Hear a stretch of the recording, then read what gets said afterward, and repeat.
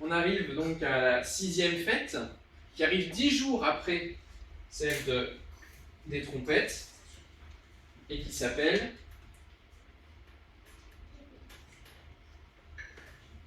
Après la tempête? Non, après les trompettes. Qui s'appelle Yom Kippour. Faut le dire fort, faut être rempli de l'esprit là ce matin. Amen.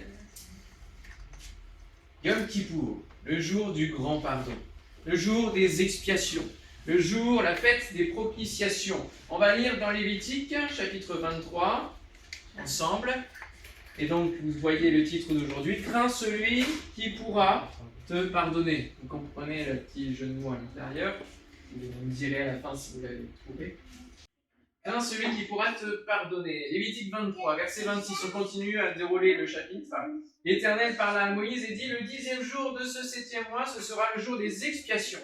Vous aurez une sainte convocation, du son de la trompette, hein. Vous humilierez vos âmes et vous offrirez à l'Éternel des sacrifices consumés par le feu. Vous ne ferez aucun ouvrage ce jour-là, car c'est le jour des expiations. Vous doit être faite pour vous l'expiation devant l'Éternel votre Dieu. Toute personne qui ne s'humiliera pas ce jour-là sera retranchée de son peuple. Toute personne qui fera ce jour-là un ouvrage quelconque, je la détruirai du milieu de son peuple. Vous ne ferez aucun ouvrage. On revient sur cette dimension du repos, du sabbat, de ne faire aucun ouvrage. C'est une loi perpétuelle pour vos descendants dans tous les lieux où vous habiterez. Ce sera pour vous un sabbat, un jour de repos. Et vous humilierez vos âmes. Donc il y a vraiment une insistance puisqu'on relit les mêmes choses. Dès le soir du 9e jour jusqu'au soir suivant, vous célébrerez votre sabbat. Amen. Crains celui qui pourra te pardonner. Est-ce que vous êtes au courant qu'à la fin des temps, il y a non seulement le retour de Jésus, mais il sert à quoi ce retour de Jésus? Enlever l'Église, oui, et pas que. La résurrection des morts. Oui. La première venue, c'est pourquoi? Pour sauver les pécheurs. Ouais. Pour sauver. Et non pas pour condamner ou juger. Mais le deuxième retour, ce sera le temps du jugement. On parle du jugement dernier dans beaucoup de références, que ce soit de la Bible, que ce soit du monde, mais ce jugement dernier, il aura bien lieu. Et donc, il nous faut pour cela, pour être dans le repos jusqu'au bout et atteindre la vie éternelle, il nous faut craindre celui qui peut nous pardonner. Celui qui pourra nous pardonner au moment du jugement et où nous serons comme couverts, cette couverture, hein, où nous le chantons, quand il me regarde, il ne voit plus ce que j'étais, mais il voit Jésus. Il voit Jésus. Quand Dieu, sur son trône, au moment du jugement dernier, va exercer son jugement, il ne verra plus nous, pécheurs, il ne verra pas notre péché, il verra le pardon de Christ qui agit sur nous. Amen. Alors, premier point, respirer la crainte de l'Éternel. Est-ce que vous respirez la crainte de l'Éternel? Le Yom Kippour, donc, est appelé aussi fête des expiations, des propitiations. C'est un drôle de nom, ça. Qu'est-ce que veut dire propitiation, à votre avis? C'est rendre propice pour Dieu. Rendre propice, en effet. Rendre propice, qui amène un terrain favorable. Et finalement, notre vie devant Dieu, lorsque nous sommes une offrande à Dieu, hein, nous ne faisons plus de sacrifices, heureusement, on est dans cette période-là où nous n'avons plus à tuer des animaux, à venir au temple, faire des sacrifices, des offrandes. Et notre vie tout entière est une offrande à Dieu. Est-elle propice à Dieu? Notre vie est-elle une offrande agréable à l'Éternel? Pour être une offrande agréable à l'Éternel, il faut que nous respirions la crainte de Dieu. Si nous n'avons pas la crainte de Dieu, ça veut dire qu'il manque un élément pour être agréable au Seigneur. Le but de notre vie, c'est de pouvoir apaiser la colère de Dieu finalement, en étant une offrande et une bonne odeur qui s'élève vers le Seigneur. Je reviens sur la fête des trompettes, parce que la fête des trompettes, elle annonce cette période de 10 jours où le peuple va se mettre à s'humilier devant Dieu, à humilier son âme jusqu'au 10e jour. Et on a vu donc la semaine dernière que le mot trompette, c'était roua, et dans tes rois, il y a roua, et roua, ça veut dire souffle. D'accord ? Mais ça veut dire aussi odeur. Ça signifie aussi odeur. Une odeur sentie par les sacrifices qui sont faits. Et Dieu est attentif à nos prières. Il est attentif à nos œuvres.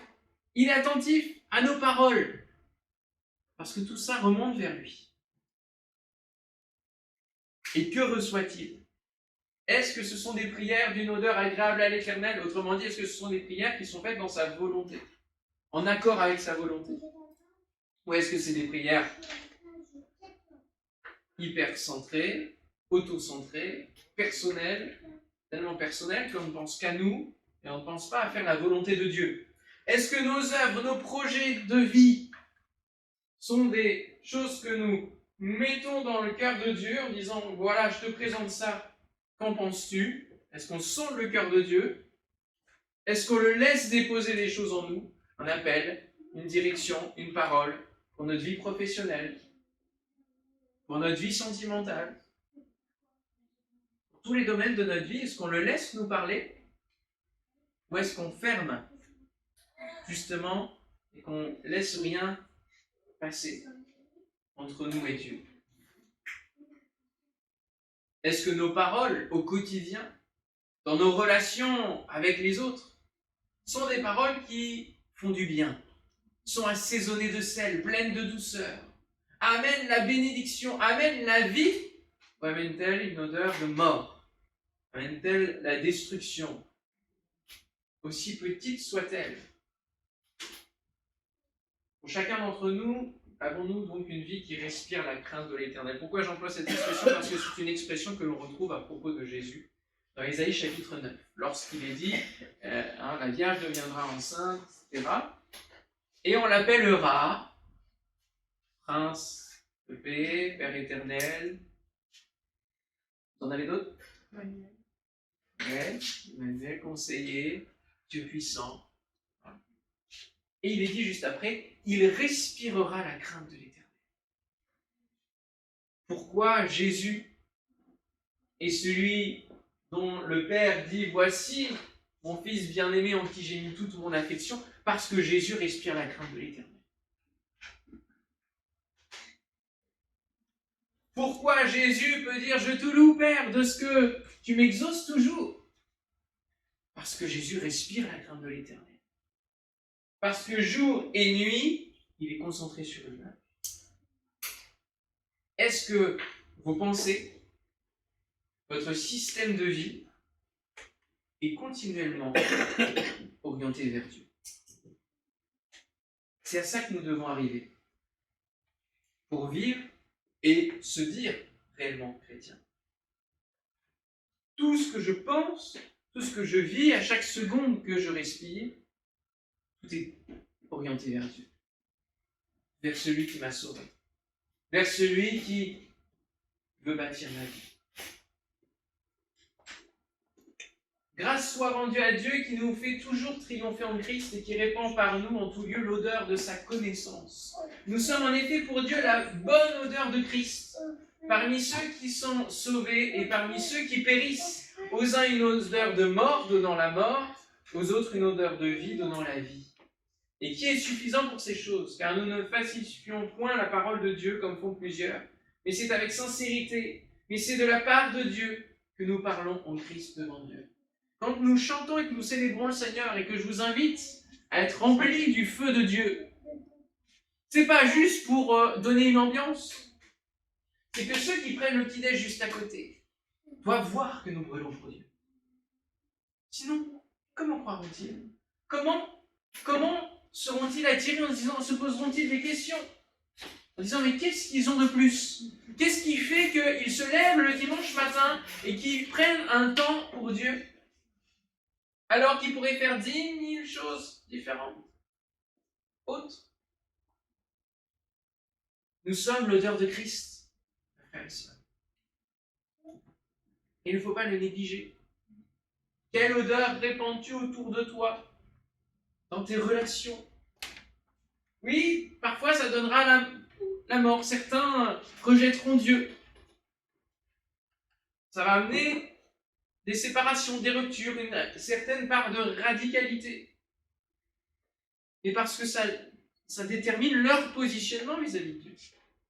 Et c'est parce que toi, tu t'es positionné, que les autres, ça va les amener à devoir se positionner aussi. Et donc pour d'autres, c'est une odeur de vie, parce que ça leur amène la vie de Dieu. Ils s'accrochent au départ à votre foi, à ce que vous vivez, à votre témoignage, et vous regardent. Et comme je le disais tout à l'heure dans le groupe WhatsApp, les générations qui nous suivent nous regardent. Nathanaël, Samuel, Abigail, Elisabeth, Théo et d'autres nous regardent vivre notre foi. Et se décideront aussi en fonction de comment nous vivons notre foi.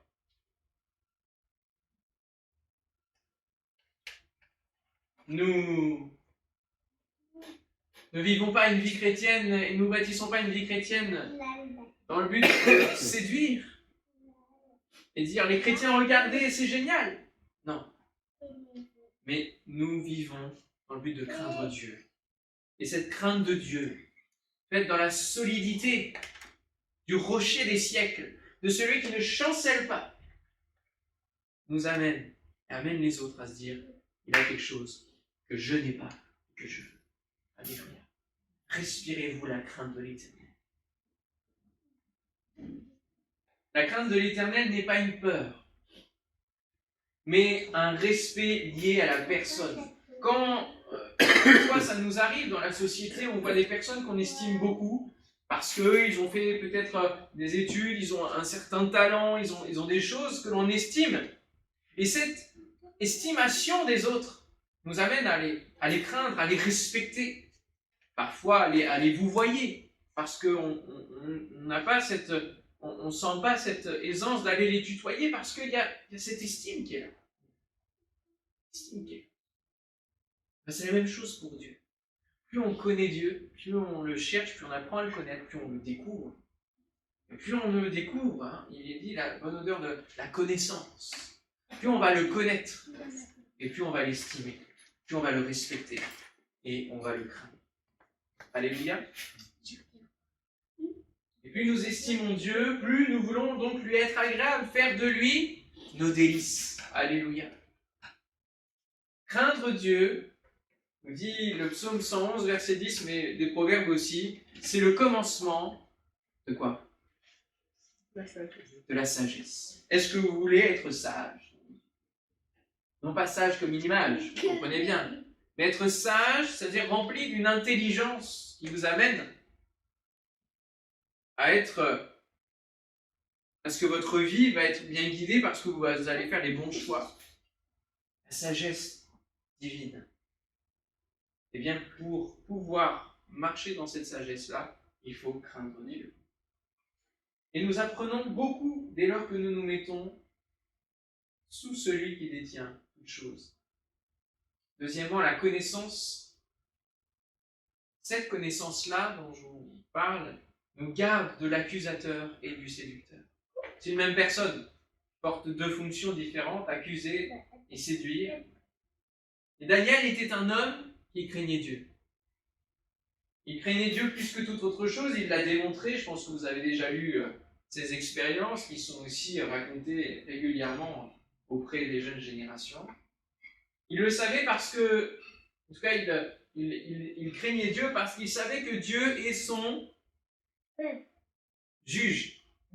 Presque ça. Son juge, c'est ce que veut dire Daniel. Dieu est mon juge. Il a reconnu et il a reçu la connaissance. Il a reçu beaucoup de connaissances, à tel point que ce livre de Daniel ressort encore aujourd'hui pour essayer d'expliquer l'Apocalypse, la fin des temps. C'est un livre qui fait écho à la fin des temps. Ce qui montre que Daniel n'a pas vécu juste pour sa propre vie, juste pour son propre temps, juste pour sa propre génération. Il a vécu, il a reçu la sagesse de Dieu qui emmène sur des générations et qui aujourd'hui encore nous enseigne, nous fortifie. Son exemple nous fortifie. Et ce qui est intéressant, c'est que ce n'est pas un homme qui a juste reçu de la connaissance et qui l'a prodiguée, mais c'est un homme qui a vécu avec Dieu, une relation avec Dieu. J'aimerais véritablement de la part de l'Esprit ce matin vous laisser cet enseignement, ce signal d'alerte, que nous ne sommes pas là juste pour nous nourrir théoriquement, mais nous sommes là pour vivre une relation avec Dieu. Il faut les deux. Beaucoup de gens se targuent d'être chrétiens et sont juste versés peut-être dans les Écritures, mais ne vivent pas les défis de leur génération. Daniel est un homme qui a vécu et qui s'est positionné. Lisons dans Daniel chapitre 9. Allez, venez avec moi. Daniel chapitre 9, verset 20. Daniel était un homme qui savait prendre du temps avec Dieu quand il sentait qu'il le fallait. Et dans Daniel chapitre 9, verset 20, il dit ceci: « Je parlais encore, je priais, je confessais mon péché et le péché de mon peuple d'Israël. Tiens, je confesse mon péché, j'humilie mon âme. Je présentais mes supplications à l'Éternel, mon Dieu, en faveur de la sainte montagne de mon Dieu. Je parlais encore dans ma prière. » Vous savez qu'il est en captivité, hein, Daniel, d'accord? Quand l'homme Gabriel, que j'avais vu précédemment dans une vision, s'approcha de moi d'un vol rapide au moment de l'offrande du soir. Il m'instruisit et s'entretint avec moi. Il me dit: « Daniel, je suis venu maintenant pour ouvrir ton intelligence. » Alléluia. Lorsque tu as commencé à prier, la parole est sortie et je viens pour te l'annoncer, car tu es un bien-aimé. Un bien-aimé de qui? De Dieu. Alléluia. Sois attentif à la parole et comprends la vision. 70 semaines ont été fixées sur ton peuple et sur ta ville sainte pour faire cesser les transgressions et mettre fin au péché, pour expier l'iniquité. Jour des expiations, fête des expiations, Yom Kippour. Voilà le but, et amener la justice éternelle pour sceller la vision et le prophète et pour oindre le saint des saints. Sache-le donc et comprends. Depuis le moment où la parole a annoncé que Jérusalem sera bâtie jusqu'à loin au conducteur il y a 7 semaines, dans 62 semaines, les places et les fossés seront rétablis, mais en des temps fâcheux. Après les 62 semaines, un oint sera retranché et il n'aura pas de successeur. Le peuple d'un chef qui viendra détruira la ville et le sanctuaire, et sa fin arrivera comme par une inondation. Il est arrêté que les dévastations dureront jusqu'au terme de la guerre. Il fera une solide alliance avec plusieurs pour 1 semaine, et durant la moitié de la semaine, il fera cesser le sacrifice et l'offrande. Le dévastateur commettra les choses les plus abominables jusqu'à ce que la ruine et ce qui a été résolu fondent sur le dévastateur. Voilà des paroles énigmatiques que l'on peut interpréter sur différents plans et sur différents âges, sur différentes époques, mais on voit qu'il y a donc une connaissance qui est donnée à Daniel. Dans le but de quoi? Le but du salut. La crainte de l'Éternel t'amènera toujours au salut du Christ. T'amènera toujours vers le salut, vers cet oint retranché, qui n'a pas de successeur parce qu'il est celui qui va être oint comme saint des saints. Alléluia. Parce qu'il va ressusciter. Alléluia. Il nous enseignera pour que nous soyons toujours en admiration de ce si grand salut, de son plan parfait, et que nous l'adorions en esprit et en vérité, en connaissance de cause. N'adorons pas un Dieu que nous ne connaissons pas. N'adorons pas un Dieu pour rien. Il y a un plan parfait, alléluia, qui nous amène à vivre en nouveauté de vie. Notre confiance, notre foi ne s'appuie pas sur rien. Elle est solidement ancrée dans l'ouverture de la parole de Dieu à nos cœurs. La parole de Dieu en action. La connaissance de Dieu va nous aider à traverser les tribulations dans les derniers temps. Et du coup, je joins bien sûr un texte de l'Apocalypse au chapitre 14 pour faire écho un peu à Daniel et nous amener à comprendre que la fête des expiations, le grand pardon, nous amène à la fin des temps. Apocalypse 14, verset 6, « Je vis un autre ange qui volait par le milieu du ciel, ayant un évangile éternel pour l'annoncer aux habitants de la terre, à toute nation, à toute tribu, à toute langue et à tout peuple. Il disait d'une voix forte, « Craignez Dieu et donnez-lui gloire, car l'heure de son jugement est venue. Et adorez celui qui a fait le ciel et la terre et la mer et les sources d'eau. » Et un second ange suivit en disant, elle est tombée, Babylone la grande, qui a abreuvé toutes les nations du vin de la fureur de son impudicité. Et un troisième ange les suivit en disant d'une voix forte, si quelqu'un adore la bête et son image et reçoit une marque sur son front ou sur sa main, il boira lui aussi du vin de la fureur de Dieu, verser son mélange dans la coupe de sa colère, et il sera tourmenté dans le feu et le soufre devant les saints anges et devant l'agneau. Et la fumée de leur tourment monte au siècle des siècles. Et ils n'ont de repos ni jour ni nuit, ceux qui adorent la bête et son image, et quiconque reçoit la marque de son nom. C'est ici la persévérance des saints, attention, écoutez bien, qui gardent les commandements de Dieu, autrement dit la connaissance de Dieu, et la foi en Jésus. C'est ici la persévérance des saints, et dans les derniers temps, il n'y a que deux choses que nous devons avoir. Garder les commandements, garder la parole de Dieu, la connaissance de Dieu, et ce qui nous tiendra en alerte, dans le discernement, et la foi. Jésus posera la question, quand le Fils de l'homme reviendra sur terre, trouvera-t-il la foi? Il ne suffit pas d'avoir la connaissance, il faut la foi qui soit en action. Parce que lorsque les trompettes sonneront et qu'il y aura des choses à traverser, lorsque tu devras te positionner face à la bête et son image qui voudront te marquer et t'amener dans cette séduction du monde, dans ce mouvement de masse que l'ennemi mettra en place, eh bien il faudra que ta foi soit aussi en action, pas seulement la connaissance. Il faut les deux. Gardons les commandements et ne nous écartons pas. Et j'entendis du ciel une voix qui disait, écrit, heureux dès à présent les morts qui meurent dans le Seigneur, oui, dit l'Esprit, afin qu'ils se reposent de leurs travaux, car leurs œuvres les suivent. On voit bien qu'il y a une vie de foi. Une vie de foi et de connaissance. Ayons le discernement de l'Esprit sur les temps qui viennent, en lisant la parole de Dieu, en disant, Saint-Esprit, guide-moi. Pourquoi? Parce que quand il y a eu la période du Covid, c'était un entraînement à ce qui peut se passer, à ce qui peut venir nous contraindre, à quelque chose de généralisé qu'on va venir nous imposer. Je ne parle pas ici des pour, des contre vaccins, mais pour moi, c'était comme un exercice de ce que la marque de la bête peut être facilement imposée, dans un souci de santé. Dans un souci, on vous dira, mais il faut que tu fasses ça pour avoir la vie, pour garder ta vie. Et on te marquera et tu n'auras rien vu.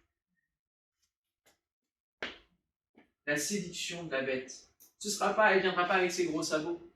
L'ennemi ne vient jamais avec ses gros sabots. C'est pour ça que nous avons besoin du Saint-Esprit pour être en alerte dans les derniers temps, pour ne pas être séduit. C'est pour ça qu'il faut connaître la parole de Dieu, se plonger, chercher le Seigneur. Dire, Seigneur, je veux me tenir en toi, je ne veux pas détourner mes yeux à droite ou à gauche, mais je veux rester orienté sur toi, le chef et le consommateur de ma foi. Je veux te craindre. Parce que si je ne te crains pas, alors je peux avoir peur du diable, avec qui je vais passer l'éternité si je ne crains pas Dieu. Mais plus que lui, il faut craindre la colère de Dieu qui va s'abattre. Parce que l'Apocalypse, c'est pas seulement la bête et tout le côté de Satan qui essaye de singer Dieu, en fait. en voulant le combattre, en voulant essayer de se mettre encore une fois au même niveau, parce qu'en fait, c'est pas du tout ce combat-là, il ne peut pas se mettre au niveau de Dieu. Enfin, un combat des titans, c'est Dieu et puis Satan il est en dessous. Pas un combat en face à face. Et c'est surtout, l'Apocalypse, le déversement de la colère de Dieu qui a été retenu encore. Où il patiente encore aujourd'hui pour celui qui veut bien accepter et croire en Jésus. Celui qui veut bien craindre Dieu encore aujourd'hui, pendant que la porte de la grâce est ouverte, avant de déverser cette colère-là, cette coupe de la fureur de Dieu, face à l'accumulation de péchés et d'iniquités des hommes qui se sont fourvoyés. Alors gardons la foi et les commandements sur les temps qui viennent. La connaissance nous permettra de faire face à l'accusateur. L'Épître aux Hébreux explique combien le plan du salut s'inscrit dans la fête du Yom Kippour. Et pour les Juifs qui ne croient pas en Jésus, on se dit mais c'est pas normal parce que justement l'Épître aux Hébreux leur explique combien ce que Jésus est venu faire s'inscrit dans tout ce que Dieu a mis en place au début du peuple hébreu avec les fêtes de l'Éternel. L'auteur souligne au chapitre 9 que le sacrifice de Jésus à la croix a eu lieu une seule fois pour toutes dans toute l'histoire, comme Yom Kippour avait lieu une seule fois par an. Le jour du grand pardon, ça avait lieu une fois par an. Il souligne que la crucifixion a eu lieu hors de la ville, à Golgotha, comme l'expulsion du péché sur le bouc émissaire que l'on envoyait hors du camp, pour que le péché s'éloigne loin du camp hébreu, dans le désert. Il souligne par la résurrection de Jésus que Jésus entre dans le lieu très saint céleste, qu'il déchire le voile, qu'il intercède pour nous, comme le souverain sacrificateur entrait une fois dans le lieu très saint le jour du Yom Kippour, dans le temple, et intercédait en faveur du peuple tout entier. Jésus est celui qui accomplit les fêtes de l'Éternel une fois pour toutes. Et qui a à la fois le sacrifice et le sacrificateur. Nous sommes régulièrement en proie au questionnement quant à notre salut. Je ne sais pas si ça vous arrive. Mais parfois, on se demande si on a vraiment été pardonné, si on est vraiment sauvé. Moi, ça m'est arrivé plusieurs fois dans ma vie de chrétien de me poser la question si j'étais vraiment sauvé. Pourquoi ? Parce qu'il y a un accusateur qui revient sans cesse, qui dit « Hey, mais t'as vu, toi, là, ce que tu fais, encore aujourd'hui, mais n'importe quoi. Comment tu peux te dire chrétien avec ce que tu fais ? Comment tu peux te dire chrétien avec ce que tu dis ? Il va venir remettre devant nos yeux tout ce que nous faisons de mal, selon la loi divine, pour nous accuser et nous dire, mais en fait, t'es pas un vrai chrétien. » Ça vous est arrivé ou pas ? Il sème le doute. Et c'est pour ça qu'on a besoin du Saint-Esprit, qui vient contrer, qui vient nous rappeler, et qui vient te rappeler ce matin des paroles qui sont véritables. Si nous confessons nos péchés, il est fidèle et juste pour nous les pardonner, et pour nous purifier de toute iniquité. Alléluia. Et le psaume que nous avons lu ce matin, si tu gardais le souvenir des iniquités, Éternel Seigneur, qui pourrait subsister ? La réponse, elle est connue, personne. Mais le pardon se trouve auprès de toi afin qu'on te craigne. Il y a toujours la possibilité de revenir à Dieu, jour après jour, même si c'est chaque jour. Dire Seigneur, viens encore me pardonner, viens encore me purifier. De toute manière, c'est une marche de sanctification, donc jour après jour, jusqu'à l'éternité, on aura ce combat-là de la chair et de l'esprit. Et si nous laissons le Saint-Esprit régner en nous, alors nous allons marcher dans la crainte de Dieu. Et nous allons faire fuir, faire reculer les paroles de l'accusateur. Nous allons pouvoir détecter lorsque le séducteur sera là. Peut-être es-tu sans dessus-dessous. C'est le troisième point. Es-tu sans dessus-dessous ? Parfois, nous sommes comme perdus dans notre vie chrétienne à ne plus savoir quoi penser lorsque le monde et son flot nous inondent. Lorsque je regarde les réseaux sociaux, si je reste branché aux réseaux sociaux, je me dis « Oh là là là là, ça va mal ». Si je laisse la télé allumée toute la journée, mon âme va déprimer. Si je laisse le monde branché à mes sens, je vais déprimer. Je vais être sans dessus-dessous. Je vais dire, mais à quoi bon encore croire, à quoi bon encore vivre même? À quoi bon encore faire des enfants? À quoi bon? Et plein de choses, dans plein de domaines. Être complètement bouleversé, remis en question. Et aujourd'hui, notre société remet tout en question. Avec les mouvements de wokisme, etc., même le passé est remis en question. Et démonté, déconstruit. Tout est remis, il n'y a plus aucune vérité. Alors on se pose la question peut-être sur la vérité divine. Nous laissons l'accusateur s'avancer sur notre terrain spirituel parce que nous ne veillons plus, parce que la tentation est attirante, parce que la fatigue est pesante. Et nous sommes sans dessus-dessous. Mais il est important, si nous voulons rester en paix, d'être en dessous de cette couverture. Il y a une règle dans le royaume divin qui dit ceci: soumettez-vous donc à qui? À Dieu. Vous connaissez votre Bible? Ensuite, trois actions, trois impératifs. Soumettez-vous donc à Dieu, résistez au diable et il fuira loin de vous. Alléluia. Deux actions à faire pour nous et une qui concerne le diable qui fuit. C'est un principe. On ne peut pas se permettre de résister au diable, de vaincre, d'avoir la victoire si nous ne sommes pas soumis à Dieu. C'est-à-dire si nous ne sommes pas sous lui. Et ça demande un petit travail de la part de notre orgueil. Parce que si le diable est le diable aujourd'hui, c'est parce qu'il ne s'est pas mis sous Dieu. C'est parce qu'un jour, il s'est dit, tiens, je vais me mettre à l'égal de Dieu. Son orgueil l'a fait chuter. Alors Dieu le met en dessous, mais vraiment.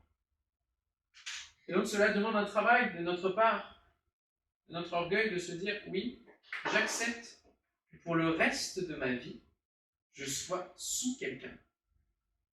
Et sous le Seigneur. Oui, parce qu'il veut nous couvrir. Il veut nous couvrir, c'est ce que veut dire expiation. C'est couvrir. Couvrir notre péché. Couvrir pour qu'on ne le voie plus. Il veut nous couvrir. Il est bon de se mettre sous la couverture divine si nous voulons être protégés au grand jour, ou le déversement de la colère. Vous voyez, la colère, elle est là, représentée par les flammes. Nous sommes couverts par la croix. Nous sommes dans le bateau. Est-ce que tu as Jésus dans ton bateau, comme le dit cette chanson? Jésus traversait des villes et des villages, enseignant et faisant route vers Jérusalem. Luc 13. Quelqu'un lui dit, Seigneur, n'y a-t-il que peu de gens qui soient sauvés? Il leur répondit, efforcez-vous d'entrer par la porte étroite. C'est un effort que de travailler à notre salut. C'est un effort. Car je vous le dis, beaucoup chercheront à entrer et ne le pourront pas. Quand le maître de la maison se sera levé et aura fermé la porte, et que vous, étant dehors, vous commencerez à frapper à la porte en disant « Seigneur, Seigneur, ouvre-nous !» Il vous répondra « Je ne sais d'où vous êtes. » Alors vous vous mettrez à dire « Mais nous avons mangé et bu devant toi, et tu as enseigné dans nos rues. » Il répondra « Je vous le dis, je ne sais d'où vous êtes. Retirez-vous de moi, vous tous ouvriers d'iniquité. » C'est là qu'il y aura des pleurs et des grincements de dents.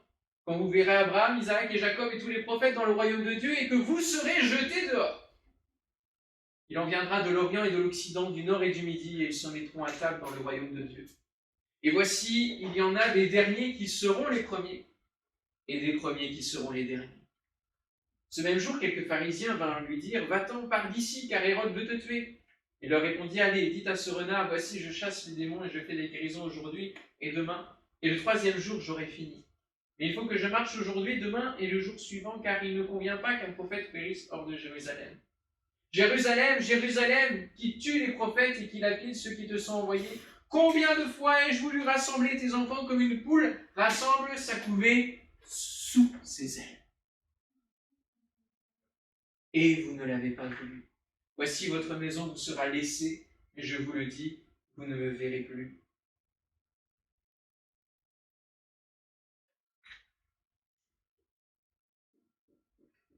Jusqu'à ce que vous disiez, béni soit celui qui vient au nom du Seigneur.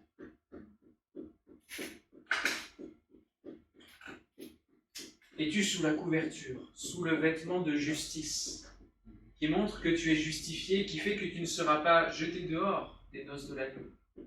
On a lu cette parabole-là. Ou celui qui n'a pas le vêtement des noces, eh bien, il est mis dehors. Expiation vient de cafard, non pas écrit en français, bien sûr. Hein. Le cafard, ça veut dire couvrir, purger, faire une expiation, réconciliation, recouvrir de poids, comme pour l'arche de Noé. Genèse 6, 14. Fais-toi une arche de bois de gopher, tu disposeras cette arche en cellules et tu l'enduiras, cafard, de poids, gopher, en dedans et en dehors. Tu l'enduiras de poids. Tu couvriras.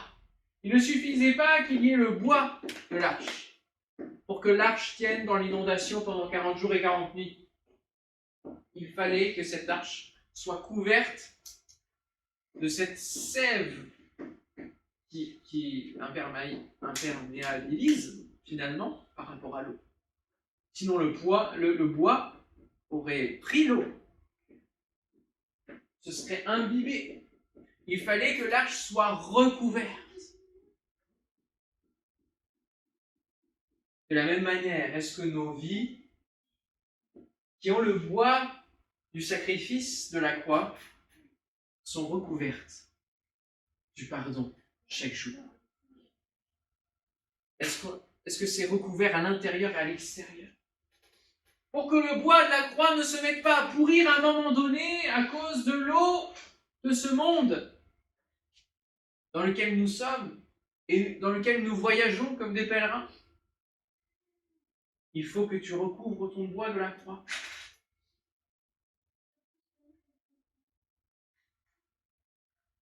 De ce vêtement de justice.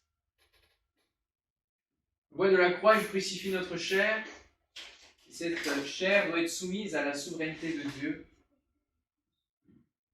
recouvert à l'intérieur et à l'extérieur. Craindre Dieu, c'est savoir reconnaître son péché, c'est savoir reconnaître que nous avons tort. Ah, c'est difficile. Et finalement, c'est casser notre orgueil. Il faut casser notre connaissance du bien et du mal pour accepter de choisir la connaissance de la vie. Christ. Revenir et changer d'arbre en Éden. Alors, conclusion, continue de chercher Dieu, mon frère, ma soeur. C'est bien de chercher Dieu. Dans les déversements de la colère divine, tu seras protégé si tu es sous ses ailes. Tu seras protégé si tu es dans l'arche. Tu seras protégé de la destruction de ce monde. Et cette protection deviendra éternelle, notamment avec la fête des tabernacles que nous verrons la semaine dans 15 jours. Je terminerai avec 2 textes. Si vous voulez bien venir avec moi dans Isaïe 65, qui nous parle justement de quelques éléments de ce que Dieu va créer dans l'avenir et de la bénédiction qui revient à celui qui cherche Dieu, jour après jour. Isaïe 65, verset 3.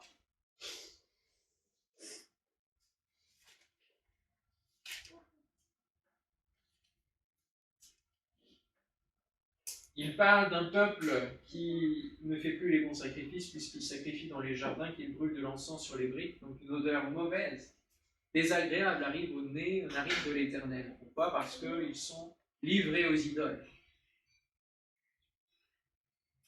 Ce peuple fait des sépulcres sa demeure et passe la nuit dans les cavernes, mange de la chair de porc et dans des vases des mets impurs. Ce peuple dit à Dieu, retire-toi, ne m'approche pas, car je suis saint. De pareille chose, c'est une fumée dans mes narines, c'est un feu qui brûle toujours. Voici ce que j'ai résolu par devers moi. Loin de me taire, je leur ferai porter la peine. Oui, je leur ferai porter la peine de vos crimes, dit l'Éternel, et des crimes de vos pères, qui ont brûlé de l'encens sur les montagnes, qui m'ont outragé sur les collines. Je leur mesurerai le salaire de leurs actions passées. Ainsi parle l'Éternel, quand il se trouve du jus dans une grappe, on dit ne la détruis pas, car il y a là une bénédiction. J'agirai de même pour l'amour de mes serviteurs, afin de ne pas tout détruire. Je ferai sortir de Jacob une postérité et de Juda un héritier de mes montagnes. Mes élus posséderont le pays et mes serviteurs y habiteront. Le Saron servira de pâturage au menu bétail et la vallée d'Accor servira de gîte au gros bétail pour mon peuple qui m'aura cherché. Alléluia. As-tu soif de vert pâturage, manière éternelle? As-tu soif d'un repos? As-tu soif de paix? Viens pour reposer intentionnellement en paix.